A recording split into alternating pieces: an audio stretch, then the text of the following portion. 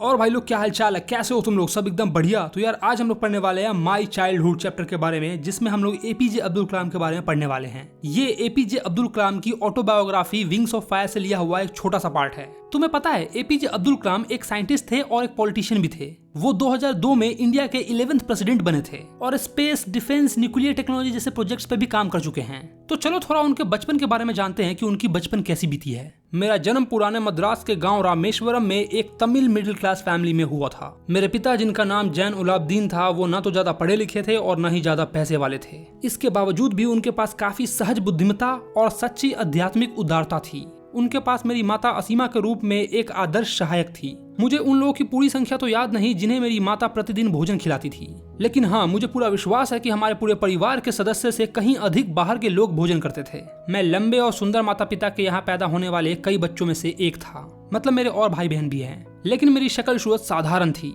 हम अपने पुराने मकान में रहते थे जो 19वीं शताब्दी के मध्यकाल में बनाया गया था। हमारा घर रामेश्वरम के मस्जिद मोहल्ले में चूने और ईंटों से बनाया हुआ काफी बड़ा पक्का का मकान था। मेरे सीधे साधे पिता सभी प्रकार के अनावश्यक ऐशो आराम से बचा करते थे, लेकिन फिर भी भोजन, दवा, कपड़ों जैसे सारी आवश्यकताएं वाली चीजें जो है हमें प्रदान की जाती थी। वास्तव में अगर मैं कहूँ तो मेरा बचपन भौतिक और भावनात्मक दोनों प्रकार से सुरक्षित था, मेटेरियली और इमोशनली दोनों ही तौर से। सीधी भाषा में समझाऊं तो जरूरत की हर चीज मुझे मिला करती थी और मुझे प्यार और स्नेह भी मिलता था। 1939 में जब मैं 8 साल का था तब सेकंड वर्ल्ड वॉर स्टार्ट हो गया। उस समय बाजार में इमली के बीज की मांग अचानक से बहुत ज्यादा बढ़ गई, जिनके कारणों को मैं कभी भी समझ नहीं पाया। मुझे आज तक पता नहीं चला कि क्यों अचानक से इमली के बीजों के दाम इतने ज्यादा बढ़ गए थे।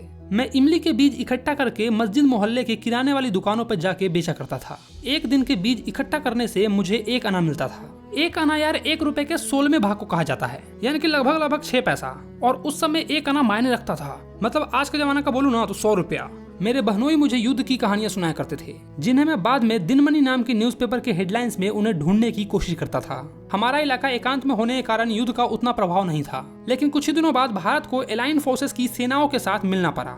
एलाइड फोर्सेस में कौन कौन थे? यूके, यूएस, रसिया और ब्रिटिश का उस समय में हमारे ऊपर राज था, तो न चाहते हुए भी हमें ज्वाइन करना पड़ा और इससे एक प्रकार के आपातकाल की घोषणा कर दी गई, यानी कि इमरजेंसी डिक्लेयर कर दिया गया। इसका सबसे पहला दुष्प्रभाव रामेश्वरम स्टेशन पे पड़ा। हुआ यूं कि ट्रेन को रामेश्वरम स्टेशन पे रुकने से रोक लगा दिया गया। अब जो न्यूज़पेपर के बंडल थे वो चलती ट्रेन से रामेश्वरम के रोड पर फेंक दिए जाते थे, रामेश्वरम और धनुषकोडी रेलवे स्टेशन के बीच में। मतलब रामेश्वरम स्टेशन और धनुषकोडी स्टेशन के बीच में रामेश्वरम रोड पे चलती ट्रेन से न्यूज़पेपर के बंडल्स जो हैं वो फेंक दिए जाते थे। इससे मेरे चचेरे भाई शमसुद्दीन, जो कि रामेश्वरम में न्यूज़पेपर बांटा करता था, उसको एक हेल्पर की जरूरत पड़ गई। क्योंकि न्यूज़पेपर चलती ट्रेन से फेंका जा रहा है तो उसको उठाने के लिए एक सहायक की आवश्यकता पड़ गई और स्वाभाविक रूप से मैंने वो स्थान ले लिया। शमसुद्दीन ने मुझे मेरा पहला वेतन दिया और उस समय जब मैंने अपनी पहली कमाई को पाने के बाद अनुभव किया था, वो आज भी 50 साल बाद अनुभव कर सकता हूँ। प्रत्येक बच्चा सामाजिक, आर्थिक और भावनात्मक वातावरण के कुछ उत्तराधिकार के प्राप्त गुणों के साथ जन्म लेता है।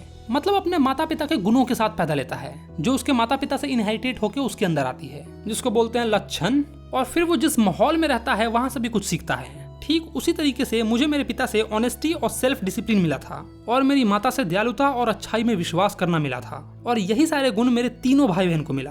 बचपन में ना मेरे 3 करीबी दोस्त थे। पहला था रामनाथ शास्त्री, अरविंदन और शिव प्रकाशन। और ये तीनों ही सच्चे हिंदू ब्राह्मण फैमिली से बिलोंग करते हैं। अलग अलग धर्म और पालन पोषण होने के बावजूद भी हमें बचपन में कोई भी एक दूसरे से अलग नहीं समझता था। वास्तव में रामनाथ शास्त्री रामेश्वरम मंदिर के बड़े पुजारी पक्षी लक्ष्मण शास्त्री का पुत्र था। बाद में उसने रामेश्वरम मंदिर के पुजारी का कार्यभार अपने पिता से प्राप्त किया। मतलब पिता के बाद रामेश्वरम मंदिर का पुजारी वो बन गया। अरविंदन ने अपना एक बिजनेस स्टार्ट कर लिया जिसमें वो तीर्थ यात्री को ट्रांसपोर्ट की सुविधा प्रदान करता था। शिव प्रकाशन को साउथर्न रेलवेज में कैंटीन का कॉन्ट्रैक्ट मिल गया और इस प्रकार हम तीनों अलग हो गए।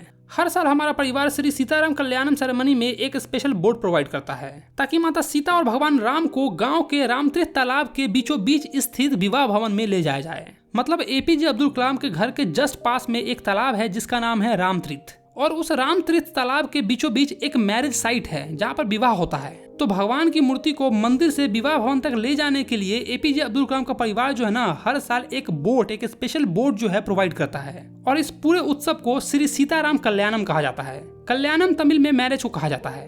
और जब वो लोग उत्सव से आ जाते थे तो रात में सोने के समय उनकी माँ और उनकी दादी जो है रामायण और पैगंबर के जीवन की घटनाएं परिवार के सारे बच्चों को सुनाती थी।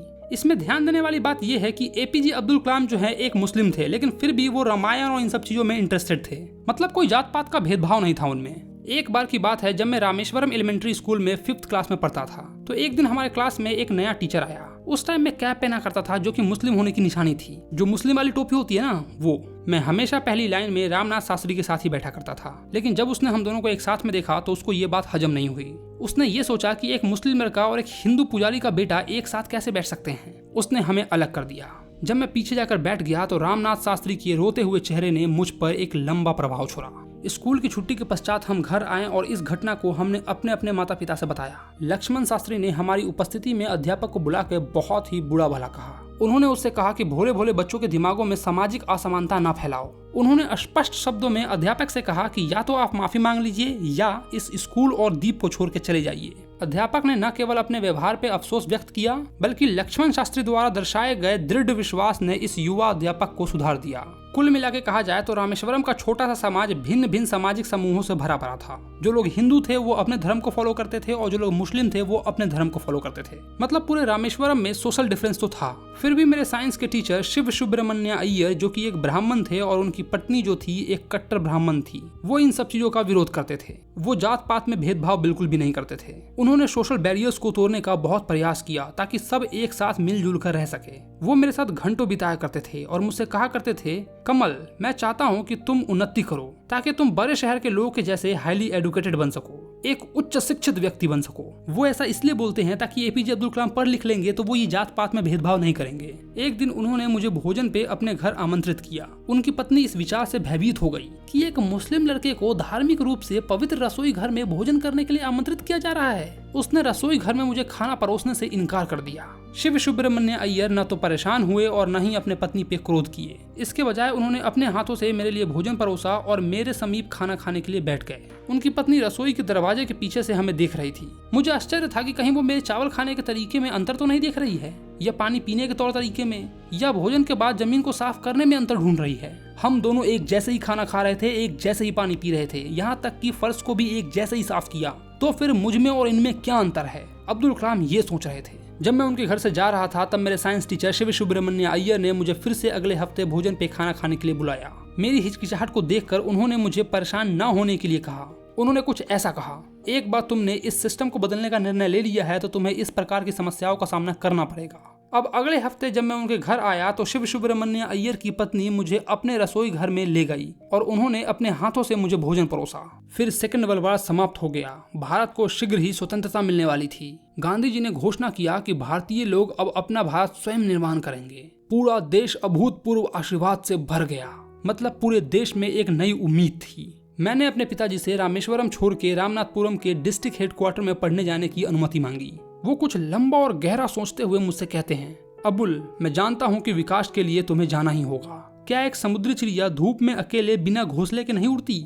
बहुत ही सही लाइन कही है उन्होंने कि एक सीगल जो बर्ड होता है वो आसमान में सूरज के सामने अकेले उड़ने के लिए अपना घोंसला छोड़ता है। तो तुम्हें भी घर छोड़ के जाना होगा। हालांकि एपीजे अब्दुल कलाम खुद ही परमिशन मांग रहे थे और उनकी माँ हेजिटेट कर रही थी, घबरा रही थी कि अकेले कहाँ जाएगा, कैसे रहेगा मेरा बेटा। मतलब माँ लोग थोड़ा घबरा जाती है ना कि अकेला बच्चा कहाँ रहेगा, कैसे क्या करेगा, वही सब। तो उन्होंने मेरी माताजी से खलील गिब्रान की एक उल्लेख करते हुए कहा, तुम्हारे बच्चे केवल तुम्हारे बच्चे नहीं हैं, वे जीवन को अपने तरीके से जीने की इच्छा के पुत्र और पुत्रिका हैं। वो तुमसे नहीं बल्कि तुम्हारे माध्यम से इस संसार में आते हैं। तुम उन्हें अपना स्नेह और प्रेम दे सकती हो, अपने विचार नहीं, क्योंकि उनके पास उनके अपने विचार हैं।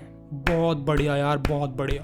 क्या लाइन कही है यार, दिल छू गया। मतलब कि हम अपने माता पिता के द्वारा इस संसार में आते हैं और वो हमें प्यार दे सकते हैं लेकिन अपने विचार नहीं दे सकते हैं। मतलब जिस तरीके से वो सोचते हैं वो तरीका नहीं दे सकते हैं। किसी भी चीज को देखने का नजरिया हम खुद एक्सपीरियंस से सीखते हैं। जैसे जैसे हमें ठेस लगेगी वैसे वैसे हमें चीजें समझ में आएगी। फॉर एग्जाम्पल, हो सकता है तुम्हारी माँ जो है जात पात में भेदभाव करती होगी लेकिन तुम नहीं करते हो क्योंकि तुम पढ़ लिख लिए हो, समझ चुके हो इस चीज को। तो वही चीज कहा गया है और यहीं पर ये चैप्टर जो है तुम्हारी खत्म हो जाती है। इस चैप्टर से तुम्हें बहुत कुछ सीखना चाहिए। एग्जाम देने के लिए पढ़ रहे हो वो तो अलग बात है, लेकिन रियल लाइफ में भी इस चैप्टर से जरूर सीखना। बाकी अगर वीडियो अच्छा लगा तो वीडियो को लाइक करो और अभी भी कोई डाउट है तो नीचे कमेंट में मुझसे जरूर पूछो और इस वीडियो को अपने दोस्तों के साथ जरूर शेयर करना भाई, ठीक है। और इसका एमसीक्यू टेस्ट भी जरूर देना और अपने दोस्तों को भी बोलना देने के लिए, जिसका लिंक मैं डिस्क्रिप्शन में दे रहा हूँ। और इसको तुम हमारे एप्लीकेशन आरके क्लाइंस के थ्रू दे सकते हो। बाकी अगर तुम लोगों ने अपने भाई के चैनल को सब्सक्राइब नहीं किया है तो क्या करो भाई लोग, चैनल को सब्सक्राइब करो। चलो तो मैं मिलता हूँ इंस्टाग्राम पे जिसका नाम है आरके क्लाइंस। फॉलो जरूर कर लेना, ठीक है। Bye bye.